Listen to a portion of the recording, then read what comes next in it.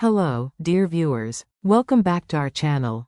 Today, we invite you into another emotionally charged chapter in the bittersweet saga of CEO James and the quiet yet resilient Diep.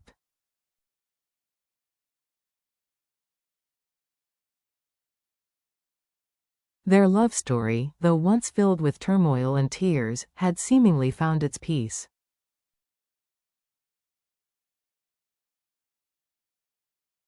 They had wed in an intimate, heartfelt ceremony and soon welcomed the newest member of their family, a plump, cheerful baby boy.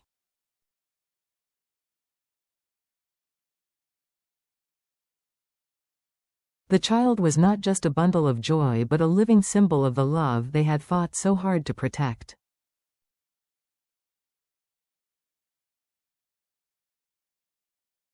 From the moment their son was born, James was transformed. Each evening, he hurried home, not to a mansion, but to a warm embrace.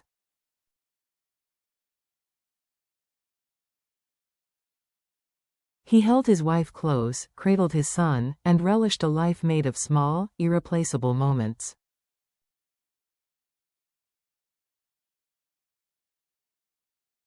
Even James's mother, who had once disapproved of Diep due to her modest background, now adored her daughter-in-law, moved by her sincerity and devotion.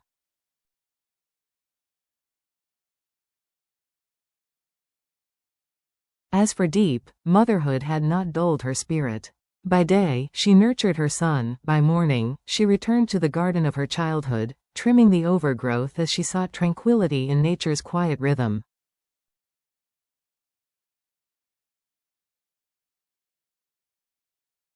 And whenever she could spare a moment, she followed James to the office, learning from the sidelines.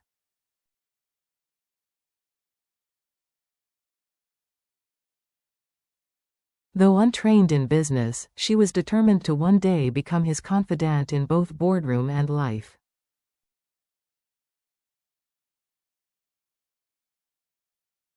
But as every fairy tale risks turning bitter, so too did theirs.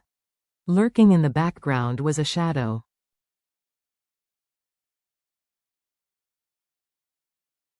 A name that once faded into obscurity now returned with venomous intent: Trang. Trang wasn't merely an old acquaintance.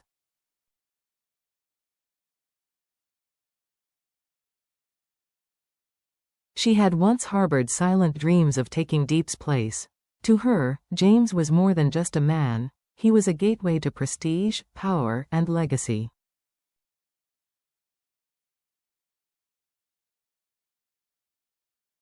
She viewed Diep as unworthy, a girl from a provincial town with no business pedigree.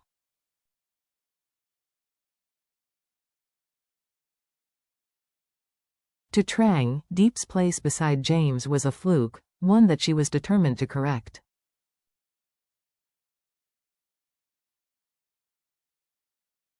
The news of their wedding, and worse, their baby, was like a dagger to Trang's ego.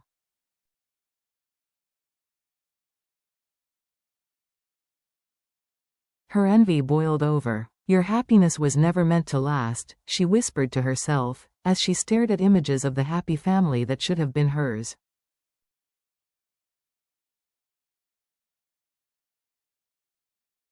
Trang didn't just want James, she wanted Diep erased. She began her assault carefully.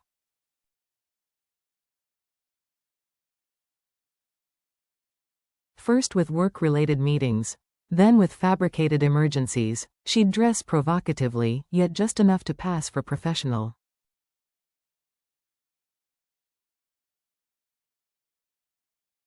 She accidentally bumped into James at cafes and whispered suggestive comments veiled in concern.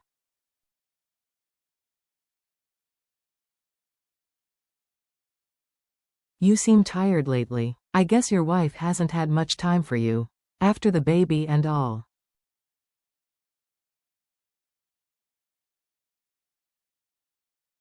But Trang had misjudged James.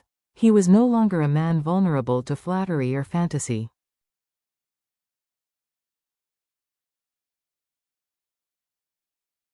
He was a husband forged in fire, a man who had seen Diep give up everything to build their life together.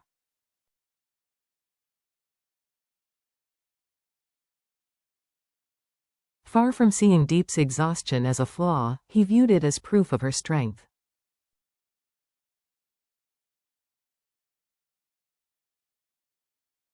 And then came the day Trang overstepped. As she reached to casually touch James's arm after a meeting, he turned to her, his expression firm, his voice cold.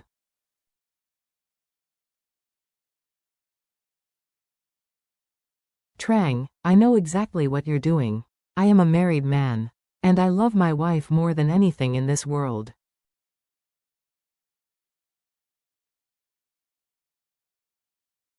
If you respect me, keep things strictly professional. I won't allow my wife to be harmed by someone else's blindness.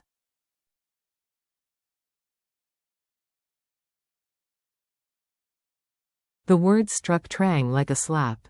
Never before had she been rejected so directly.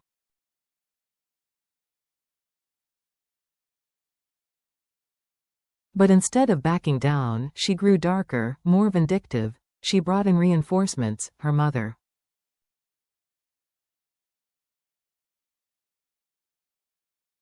Trang's mother, once a friend of James's mother, disguised herself as a concerned elder.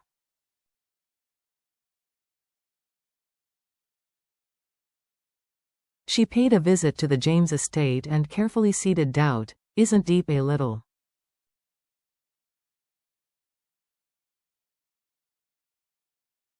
ordinary? My daughter, Trang, could support James not just emotionally, but in business too.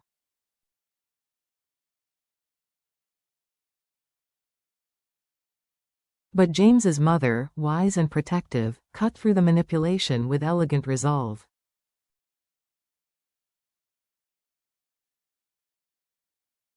Deep may not come from wealth, she said, but she has something far rarer, a sincere heart.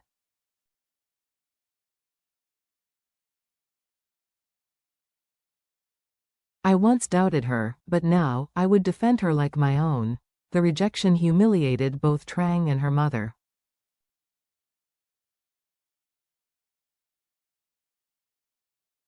But Trang wasn't finished. She knew that to dismantle a fortress, one must strike at its foundation.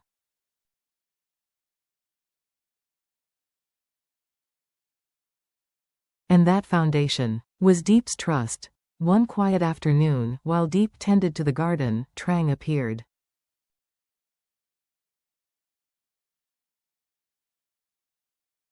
Her smile was honeyed, but her words were poison. I just thought you deserved to know.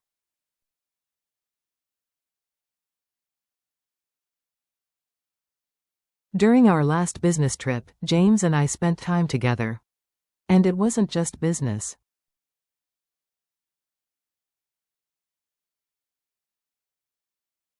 Deep froze. Trang leaned in closer, whispering, he didn't tell you, because he didn't want to hurt you.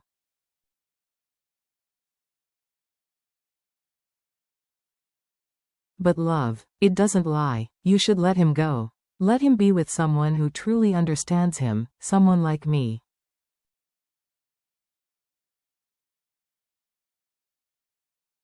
Like a shattered porcelain vase, Deep's world cracked in silence.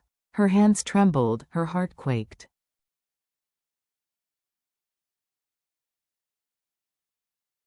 Had the love she built her life on been nothing more than an illusion? She said nothing.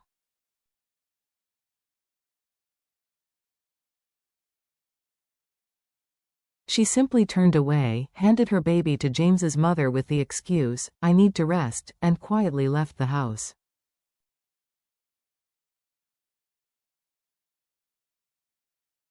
Back in her old modest home, surrounded by memories of a life before James, she broke.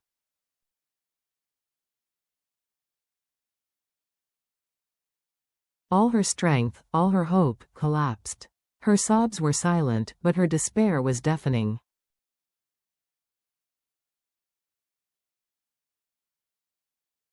When James returned and discovered her absence, panic struck. He searched the streets, the garden, her favorite bakery.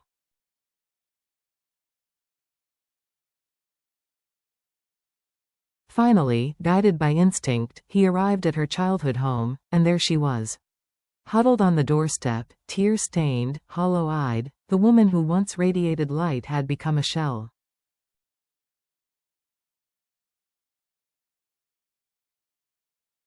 He rushed to her. "Deep.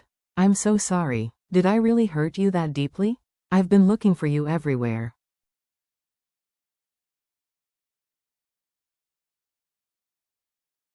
Through tears, she asked the question that nearly broke him. "Why did you betray me?"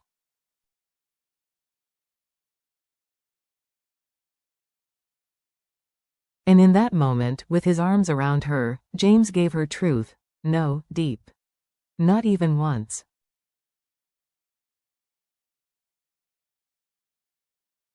Trang lied. "I rejected her. I love you, and only you." Her sobs returned, not from grief, but from release.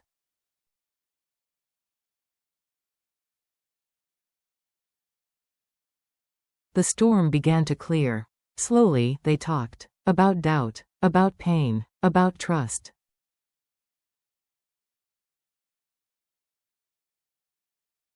And as the sun began to set, so too did their hurt. The next day, Deep returned home, James beside her.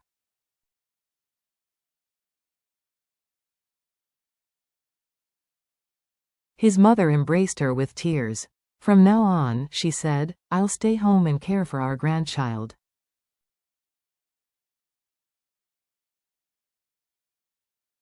You belong beside James, in the office, in life, in everything, and for the first time since the storm, Deep's heart felt whole.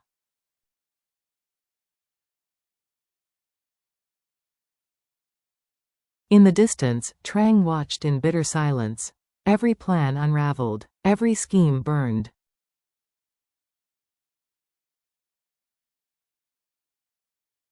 But in her twisted heart, jealousy had turned to hatred. "If I can't have James," she muttered, "then none of them will live in peace."